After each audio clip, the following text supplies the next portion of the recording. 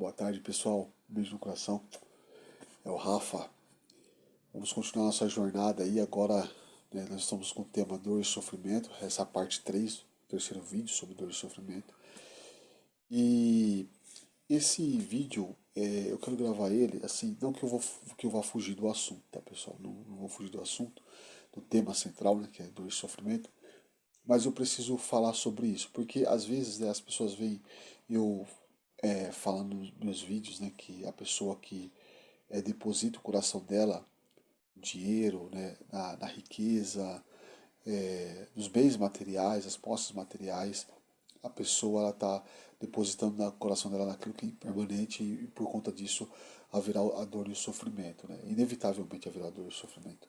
E às vezes as pessoas podem questionar assim, poxa, isso significa que eu não posso querer ter um carro bom, uma casa boa, isso significa que eu não possa querer dar o melhor conforto ao meu corpo, significa que para mim ter uma relação com Deus eu preciso viver uma vida sempre, como assim, as pessoas apelam um pouco, né, de pobreza, né, uma vida é, sempre simples, mais simples, né, significa isso? Não, pessoal, não significa isso, tá? Não significa. Para você ter um relacionamento com Deus, não necessariamente você necessita é, viver uma vida pobre, uma vida sem recursos, sem posses, sem bens materiais. Não, não é isso. Deus, ele é tanto Deus para os ricos, como ele é Deus também para os pobres. Quando eu estou me referindo aqui à pobreza material, né, financeira, né, ele é Deus para os dois, para ambos, né. Acontece só o seguinte, acontece que geralmente quando as pessoas elas se apaixonam muito, isso acontece, a pessoa se apaixona muito pelo luxo, pela riqueza, né, pelo conforto, certo? Ela acaba esquecendo de Deus. Isso é natural, isso acontece. Se você pega, por exemplo, o livro de Reis, tanto Reis 1, Reis 2, tá, na Bíblia, tu vai verificar que toda vez que Israel começou a se tornar muito próspera, materialmente falando, o povo de Israel acabava esquecendo de Deus. E aí Deus, né, obviamente, para trazer o povo de Israel de volta para ele, certo? Acabava, é, como eu posso dizer isso? Que eu tenho que tomar muito cuidado com as palavras, do jeito que eu vou colocar para as pessoas não interpretarem de uma forma equivocada, né? Mas acabava, né, de vir reis de outros países, né, de outras nações e dominava Israel e colocava Israel numa condição bastante é, difícil, né? Por exemplo, a invasão da Babilônia em Israel, né, da Nabucodonosor. Se você pega lá o livro de Daniel, né, vocês vão ver lá o que aconteceu com o povo de Israel quando ele se tornou cativo da Babilônia sobre o jugo do rei Nabucodonosor. Então, assim, se você pega os livros de reis, tu sempre vai perceber essa lógica, né? E quando as pessoas começam a ficar muito prósperas materialmente, é, infelizmente isso acontece, a maioria das pessoas elas acabam se esquecendo de Deus, elas acabam dando mais prioridade para a prosperidade material, né? Tanto por conta da manutenção, que para você manter uma coisa muito luxuosa, uma coisa muito que tem um custo alto, né? Para você manter, exige assim um, um certo dispêndio de energia muito grande, uma dedicação maior, né? Você vai ter que queimar mais o pelo para você conseguir manter aquilo que você conquistou, certo?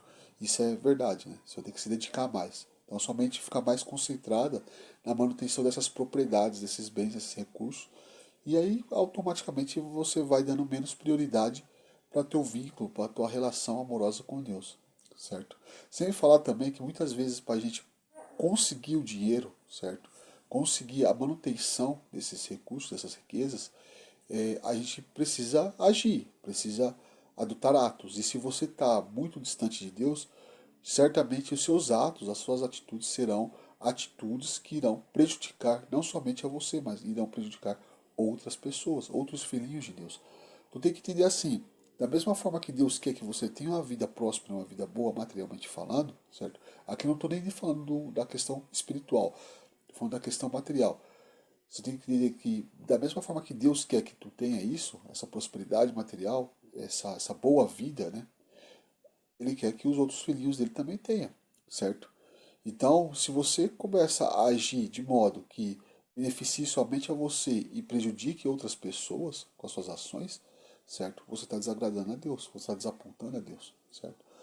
E, e aí, obviamente, irão acontecer coisas na sua vida para Deus te trazer mais perto de você, certo? Não que Deus queira te castigar, te penalizar ou coisa do tipo, certo?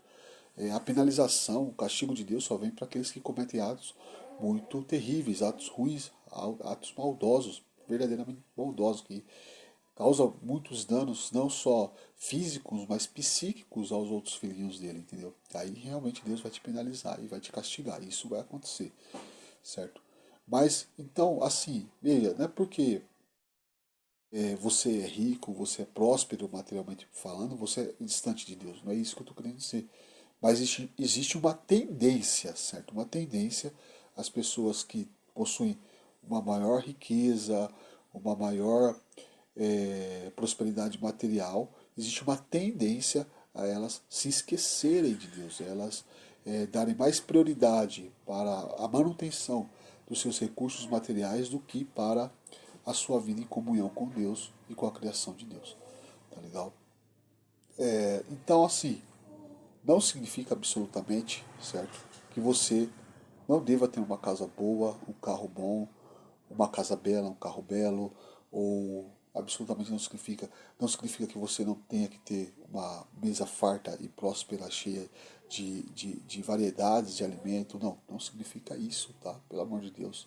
Deus que realmente quer o melhor para nós, certo? Só que não faça disso a prioridade da tua vida, é isso que eu estou querendo dizer. Nos meus vídeos, o que eu estou querendo pontuar para vocês é que o paraíso não são essas coisas.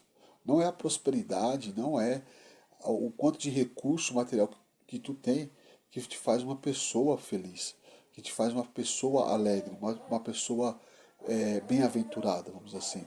O que te faz verdadeiramente bem-aventurado, feliz e alegre é a presença de Deus. E isso vai ser independentemente da quantidade de recursos materiais que tu tem disponível para você.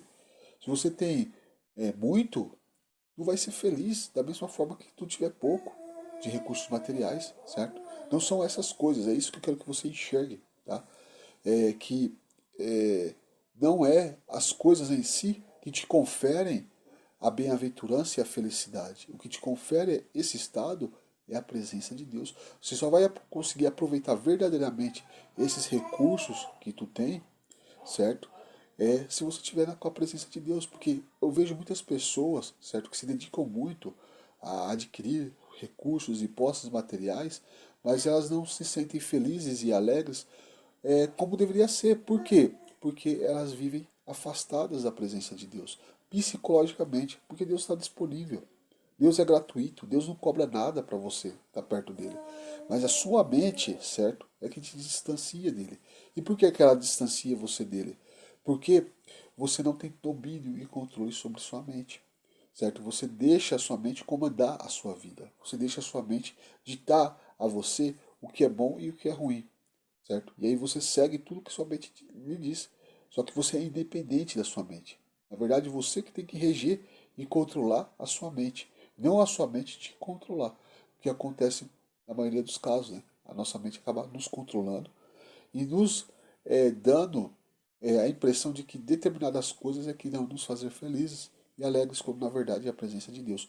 Quando tu está na presença de Deus, veja só, o que acontece é que você vive tão tranquilo, vive tão de boa, certo? Que boas ideias vêm na tua mente, que a criatividade se manifesta automaticamente em você. E você começa a criar, você começa a produzir, e obviamente as pessoas começam a querer procurar você. Por quê? Porque as pessoas gostam de criatividade, gostam de pessoas com paciência, com palavras de sabedoria. Todo mundo gosta disso. Por quê? Porque, na verdade, todos querem a presença de Deus. As pessoas, simplesmente, elas não percebem que o que elas mais anseiam, certo? A maioria das pessoas, até mesmo dos ateus, eles não percebem que o que eles mais desejam é exatamente a presença de Deus. Só que a mente das pessoas dominaram tanto elas, né, que ela chega a essa absurda ideia de que Deus não existe. Deus não existe. Deus é um delírio.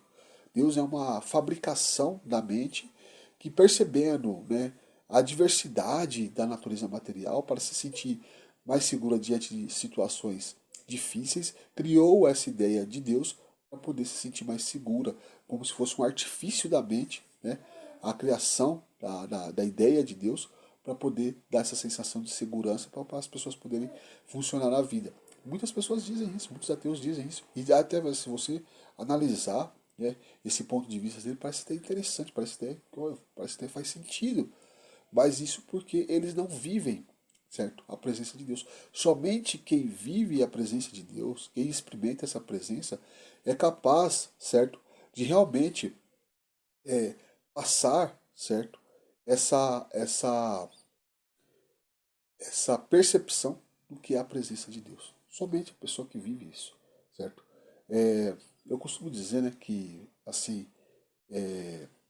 o ateu, né, e eu vou mais para frente gravar uma série de vídeos sobre ateísmo, né? Imagine assim a seguinte situação: existe uma pessoa que é cega desde nascença, cega de nascença, certo? E existe uma outra pessoa do lado dela que enxerga, que consegue ver cores, consegue identificar tudo, consegue identificar formas, etc. E aí a pessoa que vê chega para a pessoa que é cega desde nascença e fala assim: ó, existe uma cor chamada cor vermelha, vermelha. E ela tem esse e esse aspecto. E a pessoa que é cega desde nascença fala: não acredito em você, não acredito que exista algo chamado cor. E muito menos algo que chama cor vermelha. Eu não acredito nisso. Você que está falando é uma mentira. Você está mentindo. Não existe isso. Eu não enxergo, eu não vejo. Se eu não vejo é porque não existe. Entende? O ateu é da mesma forma. O ateu, ele não sabe reconhecer a presença de Deus, certo? Ele não sabe o que é a presença de Deus. Ele não sabe o que é uma unção do Espírito Santo, por exemplo. E aí ele quer opinar, quer falar: não, não existe esse negócio de Espírito Santo, não existe esse negócio de Deus. É a mesma coisa, é a mesma ilustração, certo? Mas se ele seguir estritamente aquilo que é estipulado pelos grandes santos, né, pelos grandes mestres, né, de todas as literaturas sagradas que existem no mundo, se ele seguir a risca, ele vai sentir a presença do Espírito Santo, ele vai sentir a presença de Deus, e aí ele vai compreender que realmente Deus existe. Tá?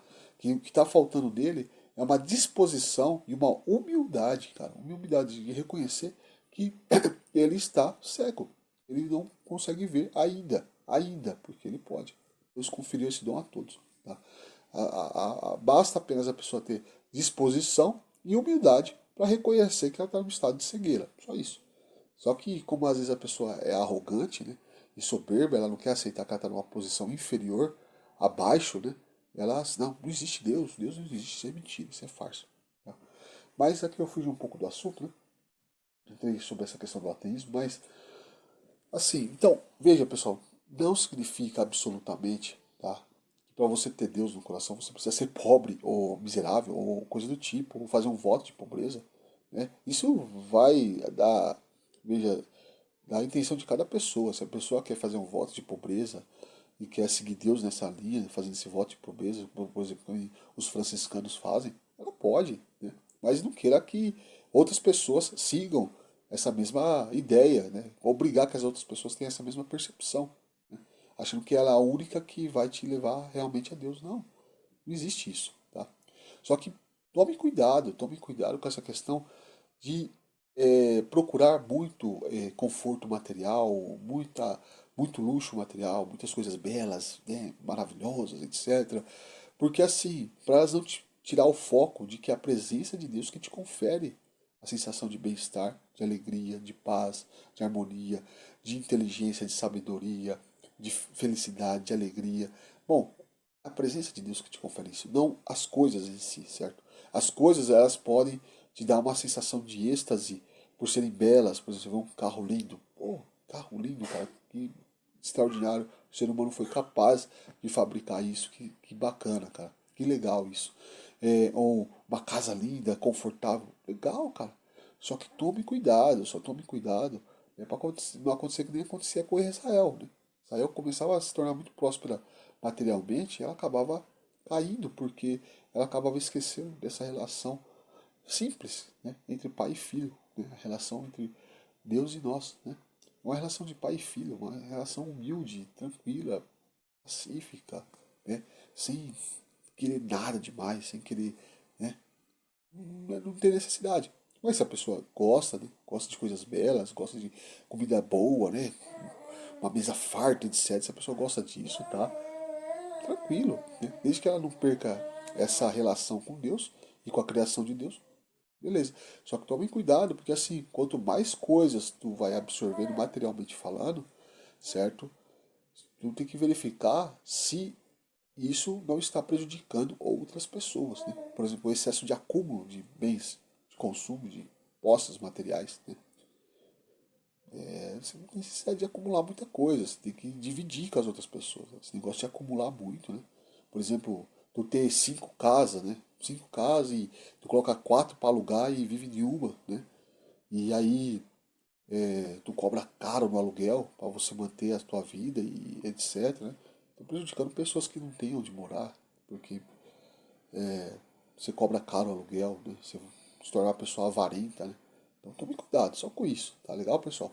Então aqui foi assim, uma vírgula, né? O último vídeo que eu postei, né, sobre dor e sofrimento, porque assim, eu não quero passar a impressão assim de que eu seja aquele cara que quer te levar à ideia de que se você for rico, você está afastado de Deus. Não, não é isso, né? Só tome cuidado, né, vírgula, tome cuidado para não deixar que a manutenção, né, dessas posses e riquezas materiais te prive, né, da comunhão com Deus e com a criação de Deus. Tá legal? Um beijo no coração, um abraço pessoal, até mais.